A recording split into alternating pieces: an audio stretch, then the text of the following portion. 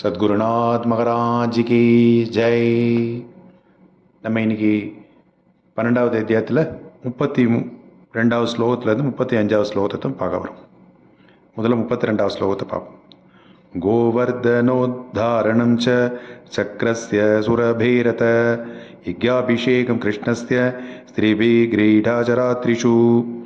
கோவர்த்தன மலையை தூக்கினது, அதனால் இந்திரனும் காமதேனுவும் வந்து கோவிந்த பட்டாபிஷம் செய்தது. சரத் ரிதுவான கார்காலத்து இரவில் கோபிகளுடன் குறவை கூத்து ஆடியது. இது 32வது ஸ்லோகத்தோட பொருள். 33வது ஸ்லோகம். சங்கசூடஸ்ய துர்புத்தேர் வதோ அரிஷ்டஸ்ய கேசினஹ அக்ரூரராகமனம் பஷாத் பிரஸ்தானாம் ராமகிருஷ்ணயோ. தீய எண்ணம் கொண்ட சங்கசூடன் அரிஷ்டன் கேசி ஆகியோர்களை வதைத்தது.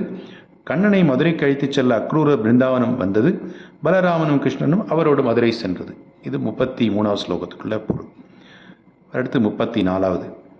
பிரஜஸ்திரீனாம் விலாபஸ்ய மதுராலோககனம் ததக கஜமுஷ்டிகசானூர கம்சாதீனாம் ச யோ வதஹ. இதைக் கண்டு கோகுலம் வாழும் இடைச்சிமார்கள் கதறி எழுதது.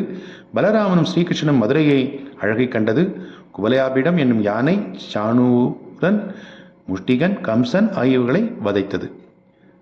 மிருதஸ்ய நயனம் சூனோ புனசாந்திபனேர் குரோ மதுராயாம் நிவஸ்தத யதுச்சக்ரஸ்ய யத் பிரியம் கிருதமுத்தவ ராமாபியாம் யுதேன ஹரிணா த்விஜா.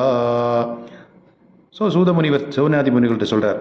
சாந்தி முனிவருடன் குருகுலம் வாசம் செய்தது. அவரது இறந்த மகனை திருப்பி கொண்டளித்தது. பகவான் ஸ்ரீகிருஷ்ணன் மதுரையில் வசித்த போது உத்தவர் பலராமுடன் யாதவர்களுக்கு அனைத்து விதத்திலும் அன்போடு பல நன்மைகள் செய்தது. இதுவரை 35வது ஸ்லோகம் வரை பார்த்துருக்கோம்.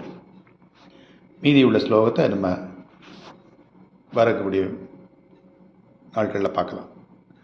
கோவிந்தநாம சங்கீர்த்தனம். கோவிந்தா கோவிந்தா.